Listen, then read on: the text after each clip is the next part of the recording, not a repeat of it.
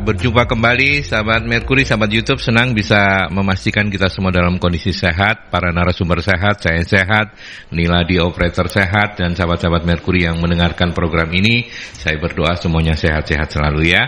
Kita kembali di Talkshow Solusi SDM. Untuk kali ini kita akan membahas tentang mengapa employee engagement itu menjadi penting. Dan teman-teman dari MSI sudah hadir, narasumber tamu juga sudah. Saya mulai dari yang paling junior dulu. Tapi semangatnya senior banget gini. Mbak Ucit, apa kabar? Puji Tuhan Pak, sehat luar biasa. Pak Aldi juga ya? Ya, sehat. Yang pasti itu ya. Iya, harus utama Pak. Ya. Selamat tahun baru Imlek ya, lu udah ada hubungannya ya? Iya, hai. Kok hai? Kok hai? Jepang. Iya, lupa Pak. Iya. Oke, tapi Mbak Ucit terima kasih. Mbak Ucit terima kasih sudah berkenan untuk menjadi narasumber dan seniornya sekarang kita sapa dulu. Oke, silakan gitu ya. Pak. Nyari apa itu? Nyari Volvo. Walah, tak pikir generasinya tak pikir ya. itu baru pembukaan dulu, ini ada amplop ini. Bukan ya? Iya, kelupaan amplop. Oh, angpau. Iya, angpau. Bu Nafi sehat ya? Alhamdulillah sehat Mas. Alhamdulillah sehat. Dan narasumber tamu kita menyenangkan karena ini teman lama di tempat yang baru, sudah jadi bos sekarang. Ada Mbak Treti Kusumawardani SPSI. Beliau sekarang sebagai HR Director Hotel Ciputra World Surabaya. Mbak Treti apa kabar? Baik, sehat? Bang Aldi. Wis Bang Aldi. Mas, ya. Iya. Iya, kadang Bang soalnya Abang. Kadang Jo ya Jo. Mbak Treti sehat? Alhamdulillah sehat. Sukses di tempat yang baru ya. Amin. Terima kasih. Oke. Baik. Hari ini kita ngobrol-ngobrol tentang employee engagement. Ini menjadi sesuatu yang nggak ada habisnya untuk dibahas ya, Bu Novi. Betul. Karena namanya karyawan itu kan manusia ya. Manusia itu semangatnya naik turun, engagementnya juga mungkin naik turun. Nah, hari ini kita mau membahas apa, Bu Novi? Jadi hari ini kita membahas tentang employee engagement. Kalau mungkin di bahasa Indonesia kan tuh engage itu kan kayak misalnya orang tuh engagement tuh kayak keterikatan gitu ya? Kayak gitulah kayak gitu. Jadi kalau misalnya lagi acara engagement, nah itu kan artinya tukar cincin gitu ya. Artinya sudah ada keterikatan satu dengan yang lain gitu. Nah, kalau teman saya itu beda. Engagement gitu di mana? Di Gaden. Berarti cincinnya ditukar. Sudah terikat ya dia dengan pembahasan akhir bulan kayaknya. Oh, masih ini ya. Iya, ini sudah mendekati akhir bulan jadi sedikit relevan. Oke, engagement. Iya, okay. Jadi keterikatan karyawan. Kalau kita bicara keterikatan karyawan itu kan sebenarnya kalau kita tarik ke ujung yang paling akhir itu kan sebenarnya ke kinerja organisasi juga gitu. Betul. Nah, tapi ketika mau menuju ke sana, kaitannya antara keterikatan karyawan dengan organisasinya, dengan pekerjaan dan dengan organisasinya, itu kan prosesnya panjang gitu ya, prosesnya panjang, melibatkan banyak aspek atau faktor. Nah, pagi ini kita mau membahas bagaimana caranya supaya tadi employee engagement tadi bukan hanya ini adalah upaya timbal balik kan Mas gitu ya, dari sisi karyawan maupun dari sisi perusahaan, dan bagaimana itu mensinkronkan, bagaimana memilih program yang tepat, program engagement yang tepat untuk masing-masing jenis perusahaan itu kan juga beda. Iya. Kita mau diskusi dengan yang juga sudah mempraktekannya. Iya, praktisinya begitu ya. Betul. Oke, dan tapi saya ke Ucit dulu. Employee engagement penting ya, Cit ya? Oh, sangat penting, Pak. Kenapa? Jawab. Ya. Dalam waktu 5 menit. Dimulai dari sekarang ya, Pak? Dimulai dari sekarang. Ya, mungkin tadi udah disinggung sedikit oleh Bu Novi tentang timbal baliknya tidak hanya dari perusahaan juga merasakan manfaatnya, tapi juga untuk si karyawannya sendiri juga ada manfaatnya gitu. Jadi kenapa penting? Karena engagement employee itu juga banyak dampaknya bagi perusahaan. Seperti nanti ujung-ujungnya pasti akan meningkatkan bisa dibilang ya benefit di perusahaan itu. Tapi untuk bicara sampai meningkatkan benefit itu ada banyak hal yang harus diperhatikan. Mungkin itu nanti akan kita bahas lebih dalam lagi Pak. Gitu. Gitu ya nanti ya. Oke. Nanti, baik Mbak Uci terima kasih ya. Dan saya ke Mbak Treti. Sebagai praktisi kemudian ketika kita bicara soal employee engagement, apa indikator yang paling mudah? Oh ini bagus nih kalau kondisi kayak begini. Apa aja Mbak Treti? Yang paling mudah indikatornya adalah turnover sebenarnya. Oh gitu ya? Ya, kalau turnovernya tinggi berarti dalam organisasi atau perusahaan itu dia belum engage-nya itu belum dapat. Engage-nya belum dapat ya. Which is itu berarti karyawan belum merasa nyaman di perusahaan tersebut. Nah, itu yang harus lebih dalam lagi kita mencari tahu di sana gitu. Itu salah satu indikator yang paling gampang ya, yang paling mudah gitu. Nah, pada saat kalau misalnya kita as a human resource kita masuk ke sebuah perusahaan, biasanya kalau saya akan melihat dulu turnovernya sampai berapa persen. Gitu. Kalau lebih dari 1% sudah ada tanda tanya kan di sana gitu. Average-nya ya kalau kita berbicara rata permannya. Ya, ketika Mbak Treti kan dengan pengalaman panjang di perusahaan-perusahaan yang sempat bergabung dengan Mbak Treti bergabung dengan perusahaan itu, lebih mudah mana membangun employee engagement ini pada sebuah tempat yang baru atau tempat-tempat yang ketika masuk ini sudah running gitu ya. Kalau buat saya sendiri kebetulan saya sudah menjalani keduanya. Jadi kalau di setup yang baru pernah gitu ya. Kalau di hospitality industry atau di perhotelan itu kita menyebutnya pre-opening team. Jadi kalau kita mau open sebuah hotel, kita ada di sana berarti kita sebagai pre-opening timnya. Itu saya juga sudah menjalani. Kemudian saya masuk ke hotel atau industri yang sudah sekian belas tahun beroperasional, itu juga saya sudah pernah. Jadi di situ artnya beda, seninya beda yang kita temui. Kalau di pre-opening itu bagaimana kita membangun sebuah teamwork di sana, ya kan? Tapi kalau kita masuk ke industri atau perusahaan yang sudah beroperasional sekian belas tahun itu akan berbeda. Kita harus mencari tahu dulu ini company culture-nya itu seperti apa, work culture-nya itu bagaimana, sehingga di situ kita bisa mulai lebih detail lagi untuk engage dengan tim yang ada di sana. Jadi memang beda Mas Aldi kalau seperti itu. Yang kita lihat itu akan berbeda. Sulit mudahnya pun juga akan berbeda. Akan beda ya. Bagi seorang praktisi HR mana yang lebih nyaman membangun yang baru dong ya? Ketimbang yang masuk ketika justru itu tantangannya kalau buat saya. Gitu ya. Tergantung dari sudut pandang mana kita melihat ya. Kalau saya pribadi saya lebih suka sesuatu yang menantang gitu ya. Kalau kita bisa melalui itu berarti kita berhasil dong, ya kan? Itu ya kan, sama semua itu kalau buat saya sih sebuah tantangan. Pre-opening itu bagaimana kita membentuk teamwork kan di sana, itu juga tantangan tidak mudah. Bagaimana kita engage dengan orang-orang baru yang baru kita temui saat itu, ya kan? Sementara kalau kita masuk ke perusahaan yang sudah lama berdiri, sama mungkin saya juga baru ketemu, tapi mereka sudah ada lebih dulu di sana. Betul nggak? Sehingga saya harus belajar dulu budaya kerjanya itu seperti apa sih di sana, sehingga saya bisa engage dengan mereka, saya bisa diterima, saya bisa masuk dan saya bisa bekerja sama dengan mereka. Benar nggak? Karena engage sendiri itu kan sebenarnya hubungan ya. Antara perusahaan dengan tim yang ada di sana gitu. Lebih ke arah sana. Oke. Bu Novi melengkapi penjelasan dari Mbak Treti. Jadi kalau tadi salah satu indikatornya itu, kalau saya tadi kan dikatakan salah satunya adalah turnover. Kalau saya mungkin melihatnya lebih dari 3S ya. C, apa yang dikatakan karyawan, kemudian stay, keinginannya untuk stay, sama strive. Jadi bagaimana dia berusaha secara maksimal untuk berkontribusi terhadap perusahaan. Karena tadi itu ini adalah hubungan bisa hubungan emosional, fisik gitu ya, karena melibatkan energi kita, terus kemudian juga secara kognisi, karena ide-ide kita, pemikiran kita, kreativitas kita curahkan untuk pekerjaan kita gitu ya. Jadi supaya kemudian menjadi sesuatu yang karena tadi itu sinergi gitu, karena sinergi sehingga kemudian menjadi sesuatu yang positif begitu. Oke, baik. Ucit mau nambahin? Sudah cukup lengkap, Pak. Cukup. Ya, baik, catat ya. Nanti keluar di ulangan. Oke, kalau begitu saya break dulu saja. Oh, kita ada penelpon ya. Oke, kita ke penelpon dulu. Selamat pagi Merkuri. Selamat pagi. Assalamualaikum warahmatullahi wabarakatuh. Waalaikumsalam Pak Sumarwito, monggo silakan. Ya, ini kalau bisnis perhotelan ya.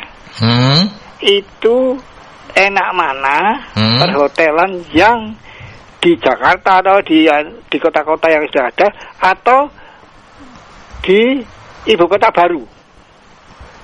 Di Kalimantan itu kan butuh ibu kota baru kan butuh hotel banyak itu. Iya toh, ayo. Itu sekarang kalau kita bangun hotel di sana itu mahal. Jadi dibujuki Jokowi itu mahal. Soalnya apa? Peralatan-peralatan yang dinaikkan kontainer itu tidak bisa masuk. Pak, dia berhentinya di Balikpapan.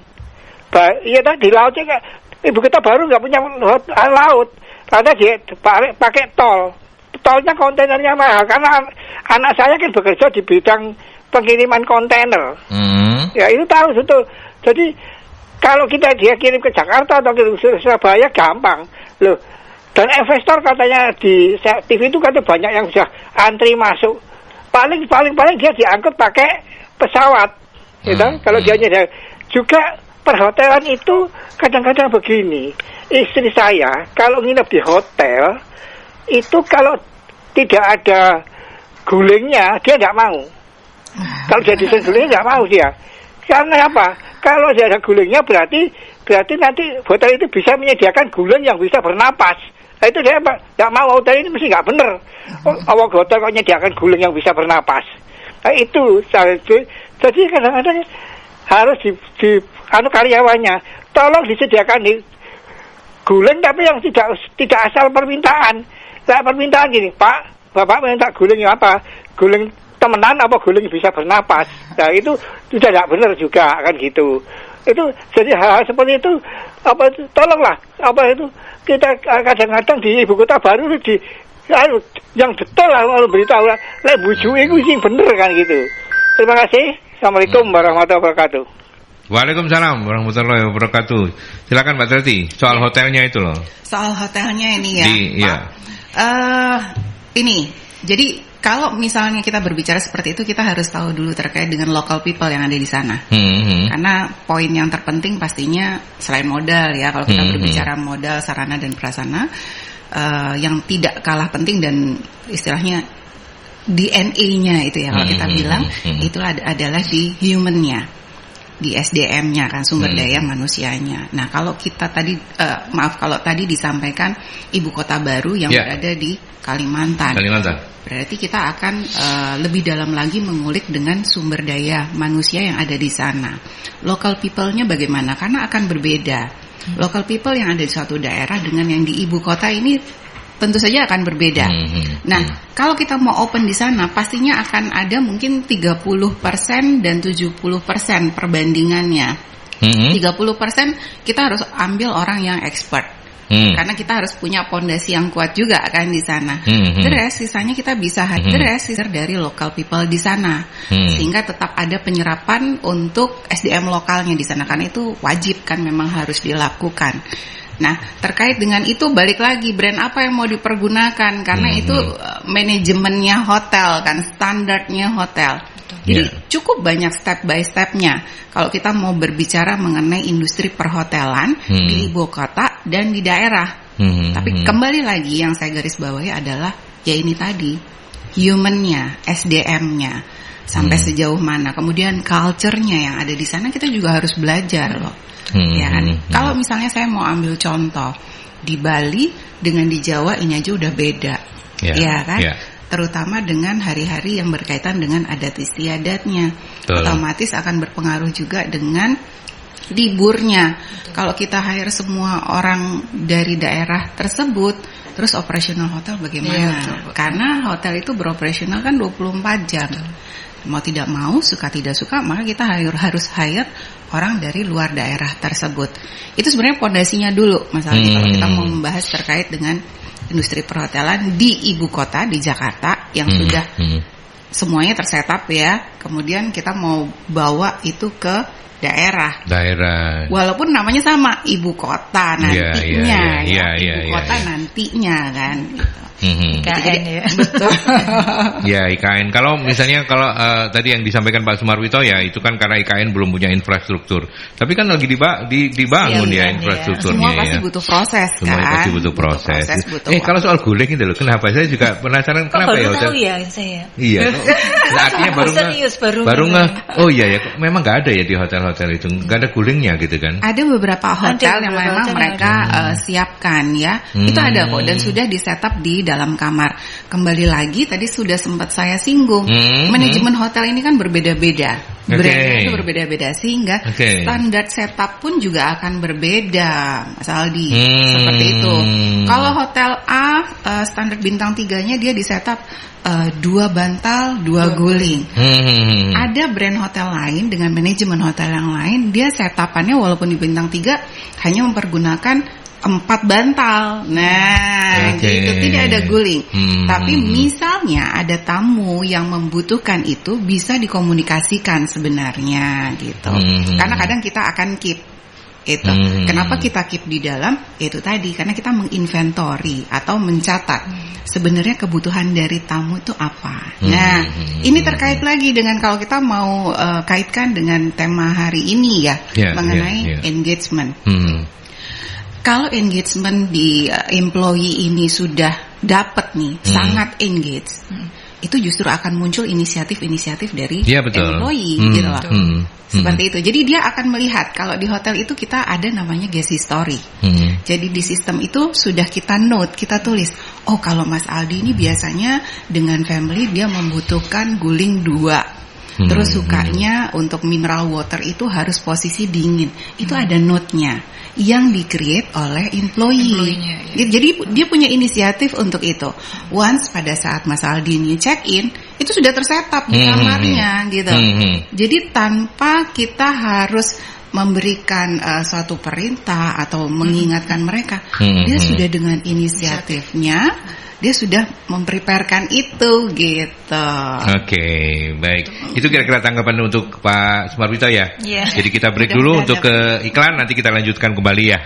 Kita lanjutkan kembali, silakan bagi Anda yang mau sharing-sharing monggo 0315620096 atau juga melalui WhatsApp ya di 0817300096. Dan tadi kita sudah ngobrol-ngobrol dengan para narasumber. Nah, sekarang saya ke Bu Novi kembali. Nah, tadi kita sudah paham bahwa tidak terbantahkan employee engagement penting dan ini menjadi tanggung jawab HR meskipun bukan anti HR begitu ya. Betul. Nah, supaya bisa memberikan hasil yang maksimal, siapa saja yang harus terlibat? Kalau keterlibatan ini kembali lagi ya, karena kan karyawan-karyawan itu ada di bawah departemen masing-masing gitu ya. Jadi mau nggak mau ya para leader yang ada di masing-masing function itu yang juga ikut bertanggung jawab, selain bahwa program ini memang pusatnya atau koordinator kegiatannya ini adalah ada di HR seperti itu. Karena kalau misalnya ini yang ini kebetulan yang saya pernah baca di hotel juga, salah satu hotel yang dia salah satu cara untuk meningkatkan engagement itu kan bukan hanya kita bikin sesuatu yang menyenangkan buat karyawan saja ya, tetapi bagaimana supaya juga sebaliknya karyawan juga bisa berkontribusi, kemudian bersemangat dan kemudian dia merasa bangga atas apa yang sudah dia lakukan gitu. Nah, itu ada program leadership apa gitulah yang dia ini dalam setahun ada 3 hari manajemen itu turun ke masing-masing function yang ada di hotel.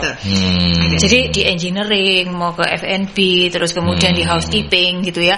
Mereka masuk ke sana sehingga kemudian berharap bahwa mereka akan menjiwai tahu apa yang dilakukan oleh masing-masing function itu, sehingga kemudian dengan posisinya dia yang di awal, dengan dia tahu seluruh aspek yang ada di dalam organisasi itu, maka dia kemudian bisa berpikirnya itu lebih luas, paham kebutuhan masing-masing bagian kayak gitu. Nah, itu juga meningkatkan engagement Mas Aldi kayak gitu, karena kemudian akhirnya jadi saling support. Tadi juga ada inisiatif-inisiatif yang diberikan, yang kemudian tujuannya adalah itu tadi, memberikan solusi kalau mungkin ada sesuatu yang belum terpecahkan, tetapi ternyata itu jadi kebutuhan dari customer.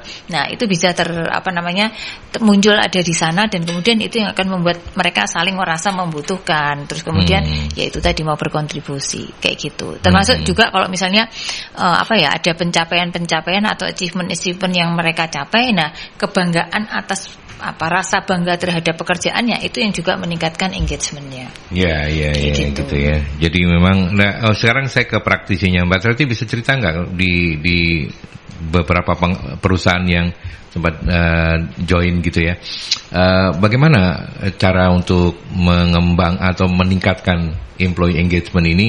Apakah HR yang punya inisiatif atau itu dirembuk seperti apa? Kalau tidak keberatan untuk cerita, seperti apa prosesnya gitu? Ya, yang pertama sebenarnya kan dari manajemen sendiri harus tahu dulu nih. Manajemen dulu, oke. Harus tahu dulu dong.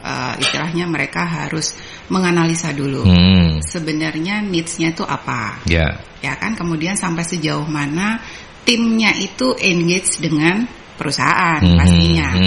Nah, dari hasil survei, ya kan, istilahnya kita melakukan survei dulu kan, ini engagement survey. Dari situ akan muncul sebenarnya poin-poin mana yang harus kita concern di sana, gitu. Dan kalau kita sudah tahu, sebenarnya itu harus jadi komitmen bersama, tidak hanya dari manajemen, gitu. Dari employee-nya juga harus ada trust pada saat survei itu dilakukan, kan gitu. Kalau tidak trust, nanti akan sulit. Jawaban yang diberikan, masukan yang diberikan kan akhirnya seperti formalitas saja. Jadi yang pertama kali harus dibangun sebenarnya trust dulu, Mas Aldi, antara manajemen dengan employee. Karena dengan seperti itu maka jawaban itu akan mengalir memang natural seperti itu. Gitu. Jadi harus ada kesepakatan dulu nih antara manajemen dengan employee. Oke, kita mau menjadikan hubungan ini, relation ini, mau dibawa kemana? Gak lagu dong ya. Kemana hubungan kita ini? Ya, dari situ dulu. Nanti kalau sudah dapat poinnya, maka kita akan melakukan perbaikan bersama. Karena dari survei itu sebenarnya kita akan tahu tim di perusahaan ini itu kondisinya tidak engage sama sekali. Tidak engage atau sudah sangat engage gitu. Gitu. Karena nanti strategi yang di create itu akan berbeda-beda. Oh gitu ya. Tergantung dari hasilnya. Dari sisi mana tim ini belum engage? Karena kan banyak faktor di sana kan. Gitu. Apakah mengenai salah satu yang tadi disampaikan Bu Novi juga, dari sisi development kita belum engage nih, gitu kan? Belum dapat. Artinya tim merasa kurang puas, gitu kan? Atau mungkin dari sisi kesejahteraan karyawan, gitu. Atau mungkin dari sisi activity-nya ini yang dirasa kurang. Nah, dari sana kita akan mulai membuat suatu strategi untuk memperbaiki hubungan itu, gitu. Karena dengan hubungan yang baik pasti akan mempengaruhi productivity dari tim kita. Ya. Nah, menjagainya itu kemudian menjadi tugasnya HR ya, divisinya HR ya, enggak? Divisi tetapi itu bukan sepenuhnya menjadi tanggung jawab HR. Karena kembali lagi kita tidak akan pernah bisa bekerja sendiri. Betul. Itu yang harus kita ingat. Pencapaian suatu perusahaan itu bukan hasil dari satu orang. Gitu.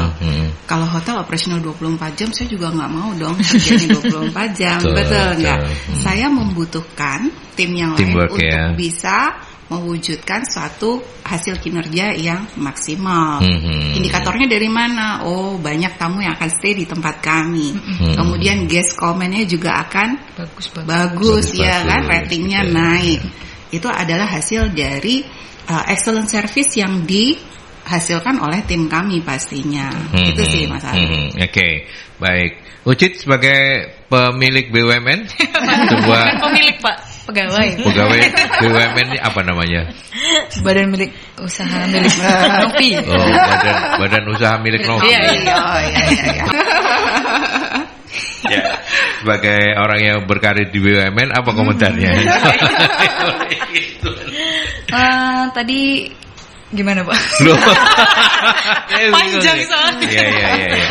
Enggak, artinya ketika kan pertanyaan tadi siapa saja yang terlibat, kemudian saya tanya ke Mbak Treti prosesnya gitu ya. Pengalaman Anda sendiri Mbak Ucit? Mungkin pengalaman dikombin sama pengetahuan kali ya Pak. Jadi misalnya seperti yang tadi udah kurang lebih banyak dijelasin oleh Bu Treti, memang tujuan utamanya sih nanti ngarah ke meningkatkan produktivitas gitu. Tapi memang prosesnya bisa sampai ke sana itu cukup kompleks lah bisa kita bilang, mulai dari kita harus mungkin dari manajemen dan dari tim HRD-nya juga harus melakukan tadi dulu ya, diukur dulu ini tingkatnya udah sampai mana, bisa dari survei tadi ataupun juga dengan menganalisa tingkat turnover yang ada di perusahaan tersebut nih Pak Aldi gitu. Jadi ketika udah ada jelas nih datanya seperti apa, tadi juga sempat dijelasin Ibu Treti itu ada masing-masing tingkat dengan beda nanti treatmentnya seperti apa, nanti bisa dibentuk program nih untuk untuk divisi ini mungkin dia kurangnya di bagian ini atau divisi ini kurang bagian ini, jadi bisa lebih program yang dibuat pun nanti bisa langsung menyasar ke bagian yang mau ditingkatkan atau gapnya itu tadi kayak gitu sih. Terus juga gimana caranya tadi itu tadi, jadi percuma kan Pak kita bikin survei tapi orang ngisinya itu faking good atau apa, cuman karena nanti kalau isinya real banget nih apakah kamu puas dengan salary yang diberikan, tidak gitu kan, itu nanti nanti aku dapat punishment atau seperti apa gitu. Jadi itu tadi penting kata Ibu Treti juga membangun trust betul. Benar. Jadi ketika kita sebagai karyawan menyampaikan unek-unek bisa dibilang seperti itu, kita bisa percaya nih kalau ini akan ditanggapi loh gitu. Ada kesempatan untuk menyampaikan aspirasi gitu. Jadi ketika kita menyampaikan sesuatu, nanti ada tindak lanjutnya loh, bukan cuma sekedar oke, diterima gitu. Enggak hanya seperti itu. Dan ketika pun nanti sebagai karyawan merasa itu terfasilitasi, itu juga secara tidak langsung akan meningkatkan engagement kita juga loh. Jadi nggak perlu sampai ya udah nanti kamu ikut pelatihan ini itu, tapi dengan didengarkan saja mungkin itu bisa meningkatkan engagement itu sendiri. Itu simple tapi nanti untuk kedepannya akan penting untuk surveinya bisa real ataupun nanti pada penilaian bisa objektif, juga nanti hasil yang program yang dibentuk pun bisa langsung objektif dan efektif gitu untuk mengatasi gap-gap itu tadi gitu. Kalau di BUMN tempat Ucit berkarir itu menyampaikan unek-unek gak jenting-jenting dah ya. Ngerti gak jenting-jenting? Gak ngerti jenting-jenting itu apa. Di orang Jawa ini. Gak titik down ya, gak. Ya, bukti saya masih di sini. Aman berarti ya. Ini kan pengalaman ditambah pengetahuan gitu. Ya, oke, saya ke sahabat Merkuri. Ini ada beberapa yang sudah masuk. Pak Ardi, selamat pagi, terima kasih sudah berkenan mampir di perbincangan ini. Mengatasi beda generasi dalam aturan karyawan, apakah ini bisa memicu kecemburuan pada karyawan? Bagaimana mengatasi beda generasi dalam aturan karyawan, apakah ini bisa memicu kecemburuan pada karyawan? Bu Novi. Kalau aturan kok menurut saya gitu ya? Sama. Kalau peraturan secara umum baik untuk yang tadi itu yang newbie, yang beda generasi ya. Jadi kalau dari saya meskipun beda generasi, kalau kita bicara peraturan mestinya sama. Harusnya sama. Harusnya gitu sama. Ya. Ketentuan-ketentuan kan harusnya sama ya Mas Aldi. Mungkin cara kita berinteraksi, cara kita melakukan pendekatan itu yang agak beda. Nah, kalau mungkin Pak Ardi mungkin bisa memberikan contoh dalam bentuk apa yang membuat kecemburuan kayak gitu. Nah, itu kira-kira dalam hal apa? Karena kalau menurut saya kalau aturan ya sama, misalnya jam masuk kerja gitulah ya sama aturannya. Nggak ada kalau yang kemudian senior boleh atau seperti itu ya, gitu ya. Datang yang senior terus boleh terlambat gitu atau ada toleransinya kayak gitu. Nah, kecuali memang diatur bahwa ada flexible working hour sehingga orang bisa datang itu. Tapi kalau misalnya ketentuannya masih sama ya itu berlakunya sama. Terus apalagi ya? Saya nggak nangkep kira-kira yang ditanyakan di aspek mananya gitu. Kemungkinan ini garis besarnya itu ke beda generasinya itu gitu ya. Terus treatmentnya beda gitu. Iya, kalau ada treatment yang ini kali ya, yang berbeda keterdekatan. Gitu. Jadi kalau kalau mungkin ya, pemahaman saya, senioritas itu atau yang lebih dulu join itu akan lebih dekat dengan leadernya. Bisa jadi seperti itu. Akhirnya apa yang disampaikan itu akan lebih mudah untuk di ACC, misalnya kayak gitu ya. Dibandingkan dengan yang masih baru join. Ya, trustnya dari manajemen belum ada, sehingga masukan-masukan tuh kadang masih dipertimbangkan. Nah, bisa jadi seperti itu. Atau juga mungkin kalau misalnya di perusahaan, saya membayangkan saja ini ya, di perusahaan itu kemudian gap generasinya cukup jauh begitu ya. Ya itu yang anak-anak yang milenial ini kan kadang-kadang working hour-nya nggak bisa di set kayak yang udah senior. Nah seniornya ngeliat loh kok anak-anak ini udah kerja gitu mungkin ya. Mungkin ya, bisa juga kayak begitu ya. Ya banyak asumsi ya. Banyak asumsi ya. Tapi kalau misalnya yang terakhir seperti ini. Kalau seperti ini harusnya seperti itu, tidak boleh ya, aturan tetap harus dijalankan. Ya sama dong Mas Aldi. Misalnya mungkin kecuali perusahaan menetapkan WFH gitu ya. Nah kalau WFH kan berarti memang bisa jadi beda-beda karena ada pekerjaan yang harus dikerjakan di office, ada pekerjaan yang mungkin bisa hybrid kayak gitu, atau juga bisa murni dikerjakan dari luar kayak gitu. Karena ini kemarin saya barusan ketemu sama ya ponaan lah gitu, ponaan kelihatan kalau ponaan yang sudah kerja di ruang guru. Dia kerja sudah 2 tahun, tetapi dia baru datang ke kantornya itu 3 kali. Gitu kan berarti ya itu tadi benar-benar dia kerjanya ini karena dia orang IT gitu kan. Nah, itu apakah itu yang dimaksud kayak gitu yang tadi mungkin asumsinya Mas Aldi seperti itu, atau kalau misalnya tadi itu flexible working hours, nah yang dilakukan persepsi yang sama tentang flexible working hours-nya itu apa? Apakah terhadap jumlah jam kerja? Misalnya kalau sekarang sehari 8 jam, saya datang jam 8, maka jam 4 saya boleh pulang. Kalau saya datang jam 10, maka jam 6 saya baru pulang. Kayak gitulah. Atau seperti apa, saya nggak ngerti. Kalau nangkep saya dengan pertanyaan tadi kurang lebih ya seperti itu Mas Aldi. Gitu ya. Oke, Mbak Treti mau ada tambahan? Kalau tadi menanggapi yang tadi Mas Aldi sampaikan ya mengenai yang senior ini kerja gitu, kemudian yang junior ini kok kelihatannya nyantai-nyantai aja gitu ya. Oh mungkin gaya kerja gitu ya. Gaya kerja. Nah kembali lagi sebenarnya indikatornya adalah pencapaian kinerjanya. Outputnya ya kan, outputnya. Karena teman-teman yang fresh graduate ataupun yang masih baru-baru bekerja yang hitungannya masih junior kalau kita biasa bilang mungkin ya, itu mereka bekerja itu punya strategi gitu ya kan, mereka punya cara untuk bekerja lebih efektif ya. Betul kan.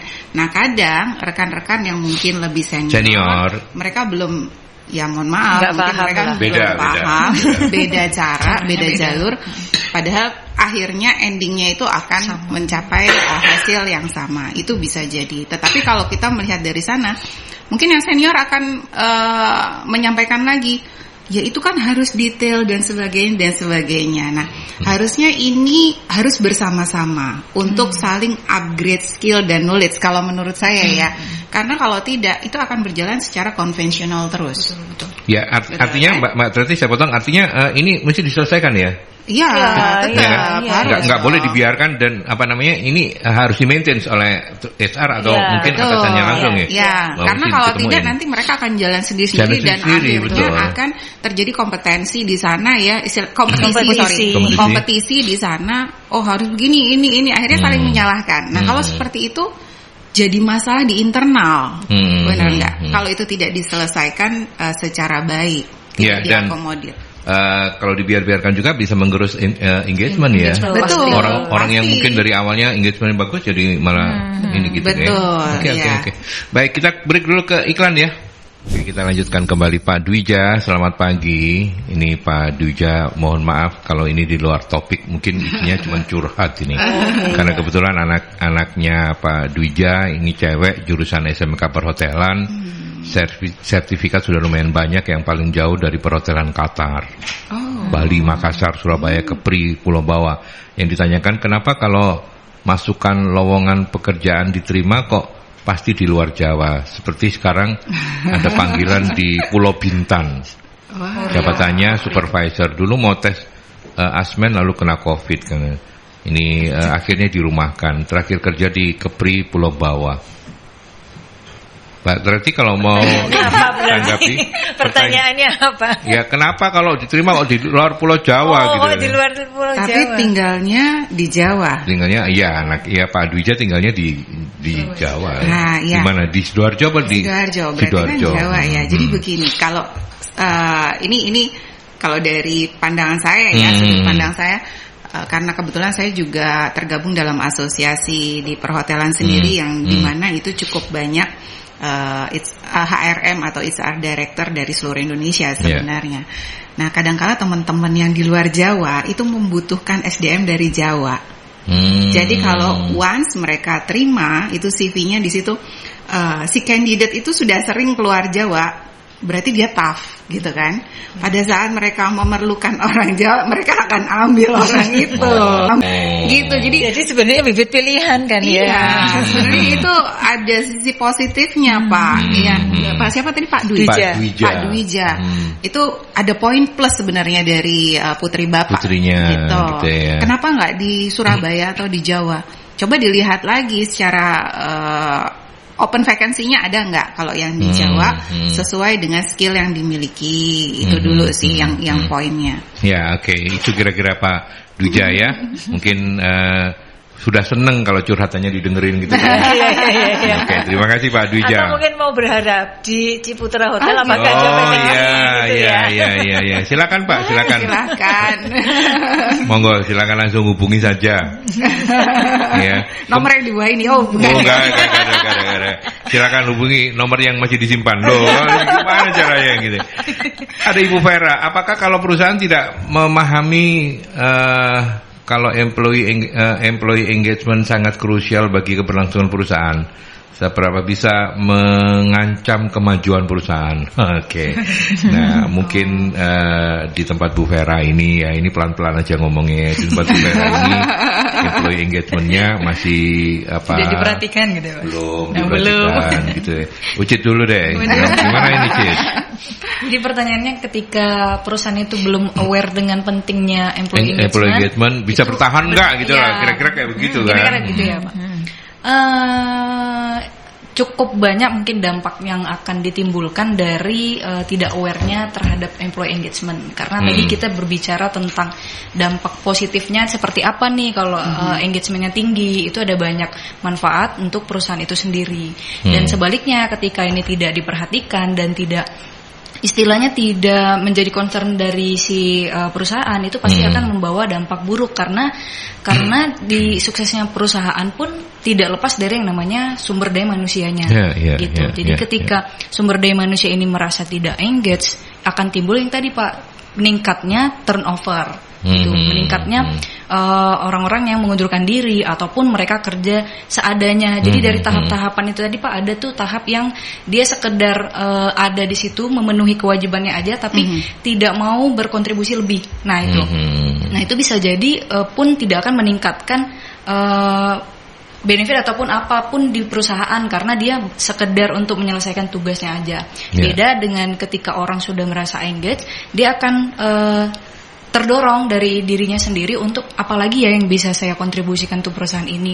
Bisnis itu tadi secara contoh tadi sudah dijelasin sama Ibu Treti, ketika di karyawan di perhotelan itu merasa engage, mereka pun akan aware inisiatif untuk mencatat kebutuhan pelanggan itu seperti apa. Mereka juga akan inisiatif mencari, oh kita bisa kasih layanan apa lagi ya untuk meningkatkan ini tadi gitu, menambah tingkat kunjungan atau seperti apa.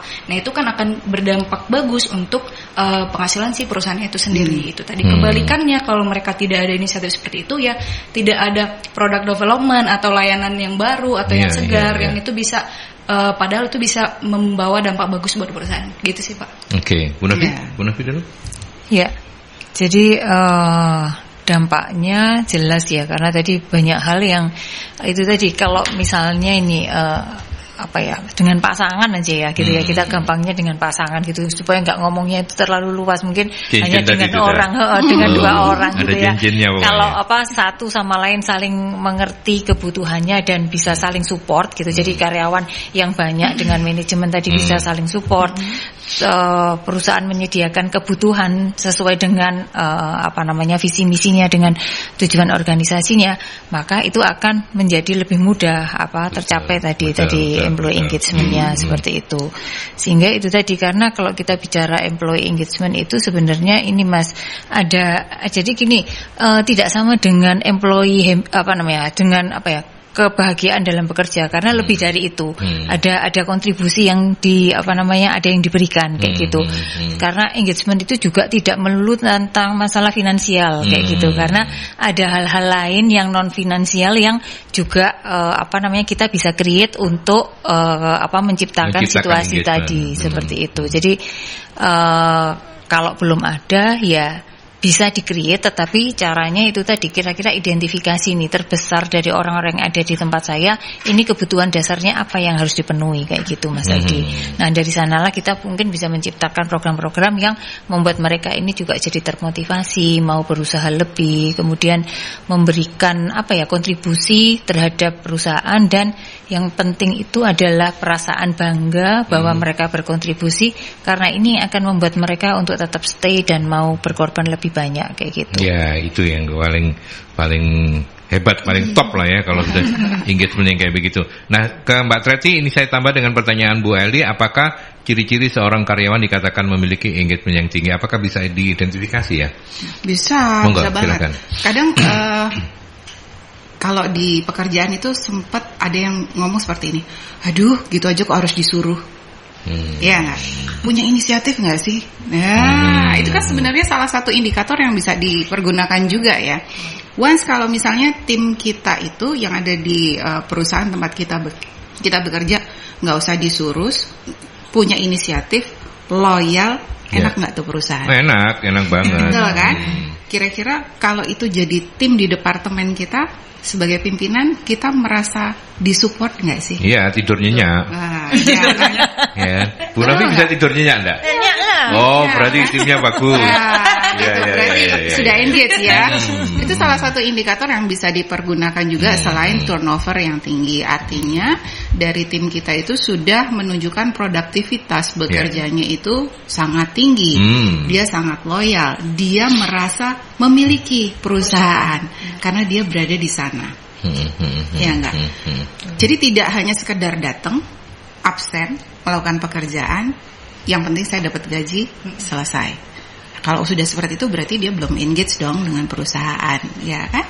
Tapi kalau dia sudah bekerja, ini tempatku mencari nafkah, bagaimana caranya operasional perusahaan ini berjalan dengan lancar, departemen mana yang memerlukan support saya, wah itu istimewa banget. Ya. Tinggi banget ya Bu. Itu tinggi banget itu sudah levelnya ya.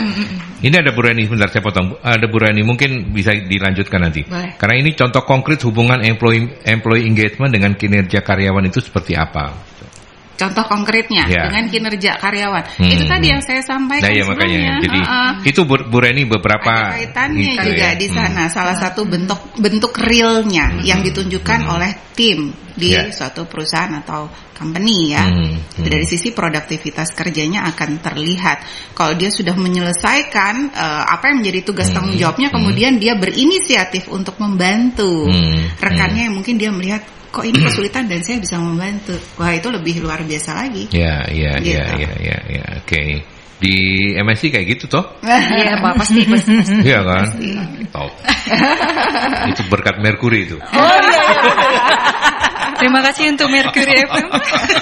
Ya, Mbak Ucin mau menambahkan mungkin soal identifikasi, soal contoh konkret cara melihatnya atau apa? Ya, sebenarnya dari tadi sudah banyak contohnya ya, tapi mungkin kita jelaskan lagi, misalnya terlihat dari perilaku karyawan itu ketika dia tadi tanpa disuruh dia udah inisiatif, terus juga tadi ada usulan-usulan ide-ide karena dia tadi merasa memiliki perusahaan ini, gimana caranya saya juga bisa kontribusi mengembangkan perusahaan ini gitu. Kayak misalnya MSI ada banyak layanan-layanan konsultan ini, tapi Bu sepertinya ada yang ini saya lihat kayaknya demand-nya banyak loh di pelanggan atau di pasar saat ini, kebutuhannya banyak. Bisa nggak ya Bu kita coba untuk develop satu program ini? Contohnya seperti itu. Jadi ada product development di situ. Mereka pun akan berusaha kontribusi untuk gimana saya bisa membanggakan perusahaan ini ke orang-orang. Saya juga bisa jadi promotor untuk, saya kerja di MSI loh. Di MSI itu kita difasilitasi seperti ini, kita juga banyak dapat pengalaman seperti ini. Karena itu salah satu kayak testimoni ya Pak, kita bisa bilang testimoni. Itu salah satu juga indikator ketika dia merasa engage dengan perusahaan itu, dia akan sangat bangga nih memperkenalkan perusahaan tersebut ke kalangan yang di luar. Kayak gitu Pak. Jadi itu banyak contoh gimana ngelihat seseorang itu engage nggak dengan si perusahaan. Gitu. Ya, kalau mau yang tingkat tertingginya seperti yang dicontohkan Mbak Treti tadi itu gitu ya kira-kira ya. Sense of belonging ya. Sense of belonging itu bagian dari. Oke, Mbak Treti, waktu kita tidak panjang lagi sebagai closing statement dari diskusi hari ini. Karena ternyata menjadi sebuah keniscayaan ya, ada perusahaan yang masih tidak menganggap penting employee engagement atau mungkin belum memberikan perhatian lebih untuk employee engagement. Apa closing statementnya? Kalau dari saya, employee engagement ini sebenarnya sangat penting sekali untuk perusahaan ya, karena di sana dibangun trust ya kan antara perusahaan dan juga karyawan, dan itu juga akan mempengaruhi produktivitas kinerja dari tim kita, dari karyawan yang ada di suatu perusahaan. Dengan adanya employee engagement ini kita juga jadi mengetahui sebenarnya apa yang diinginkan oleh karyawan. Yang kadangkala perusahaan itu nggak ngeh, ya nggak, dengan operational, bisnis dan sebagainya.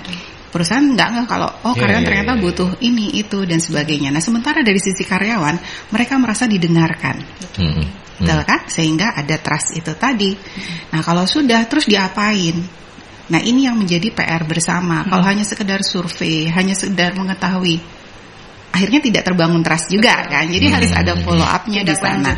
Tindak lanjutnya, strategi apa yang dipergunakan untuk supaya employee engagement-nya itu bisa meningkat.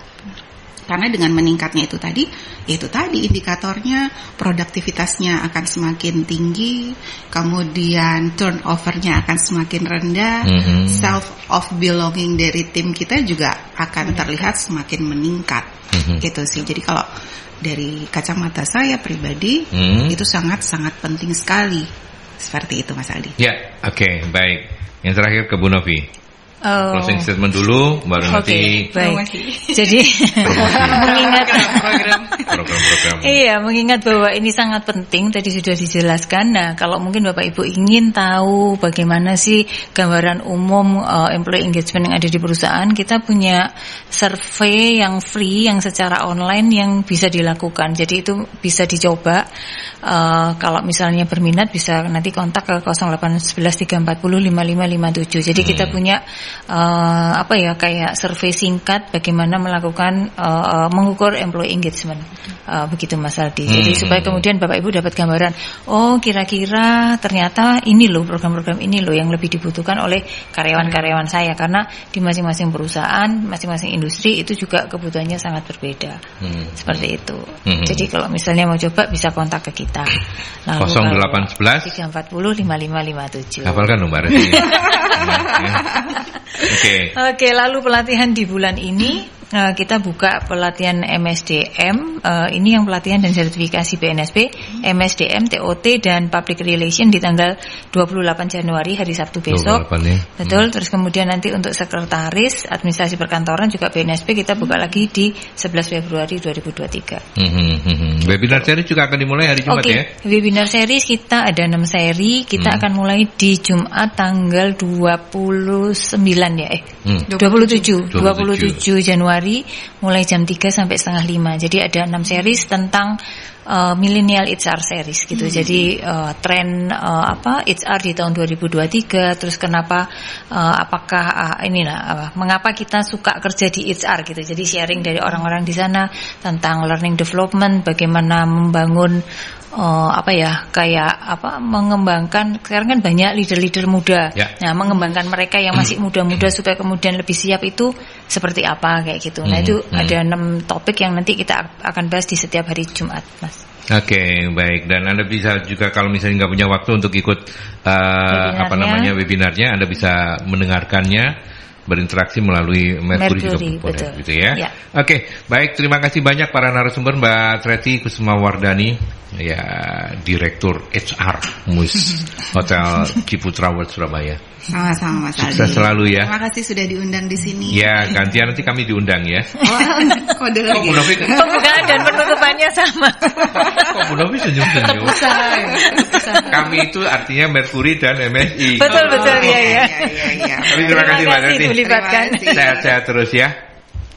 Oke, Uci terima kasih banyak. Terima kasih ya, Aldi. Sukses untuk BUMN-nya. Ya, semakin jaya. Makin jaya ya. Oke, dan Bu Novi terima kasih banyak ya. Terima kasih Mas Adi. Ya. Sampai ketemu minggu depan. Iya, oke.